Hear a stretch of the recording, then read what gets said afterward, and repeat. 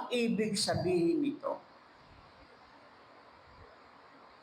Ipinapakita ng bahaging ito ang kahalagahan ng kaharian ng Diyos.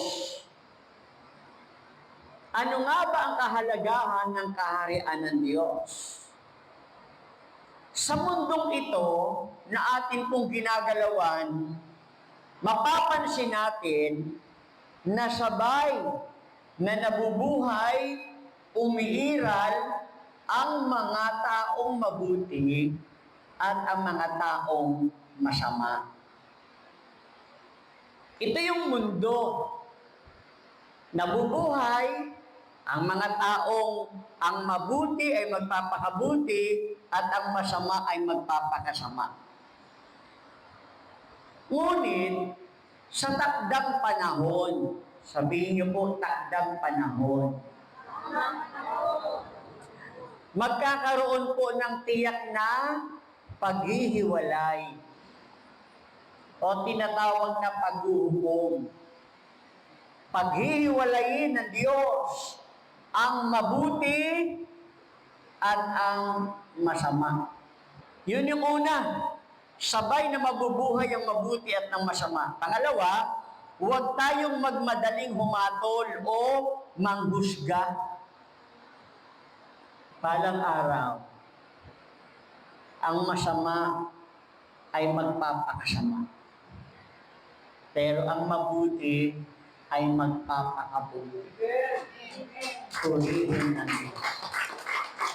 Tayo ng mga tinuringang mabuti dahil ang Diyos ang ating saligang ng batong di matitinag para manatili tayong mabuti magpakailanman, manatiling aktibo na dumadalo kay Yahweh El Shaddai.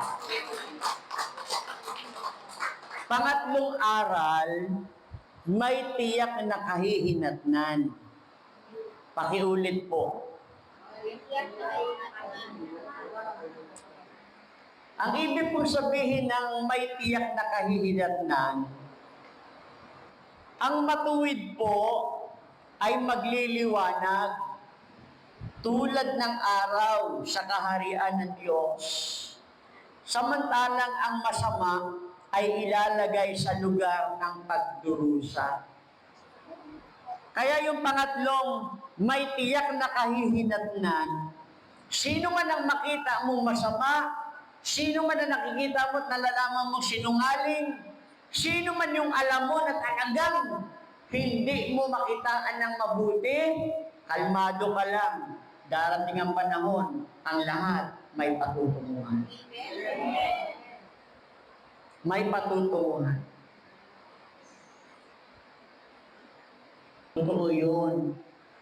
Kung ang kaibigan natin ay maka Diyos, maka El Shaddai, anong iisipin nila sa atin? Eh di mabuti ka. Pero sabihin mo, yung kasama mo ay puro na lang mga waldas na buhay, mga tirador, yung mga sinungaling, yung mga nabubuhay sa pagnanakaw, yung mga nabubuhay sa mga panloloko. Yan din nasasabihin ko kung sino ka, kasi yan ang kasama mo. May tiyak na patutunguhan, Mateo 25 verse 46. At ang mga ito ay tutungo sa walang hanggang kaparusahan, ngunit ang mga matuwid ay sa walang hanggang buhay. Purihin ang Diyos. Kawikaan chapter 4 verse 18, ngunit ang landas ng mga matuwid ay parang liwanag na sumisikat, na lalong nagliliwanag hanggang sa ganap na araw. Kung tayo liwanag dahil tayo ay lingkod ng Diyos, nakakilala sa Diyos, nakakakitaan tayo ng mga mabubuting bagay, balang araw lubusan kang magliliwanag talaga. Kaya nga, hindi daw lahat ay maliligtas, kundi iyon lamang mananatiling tapat, mananatili na tapat hanggang wakas ang siyang maliligtas. Purihin ang Panginoon.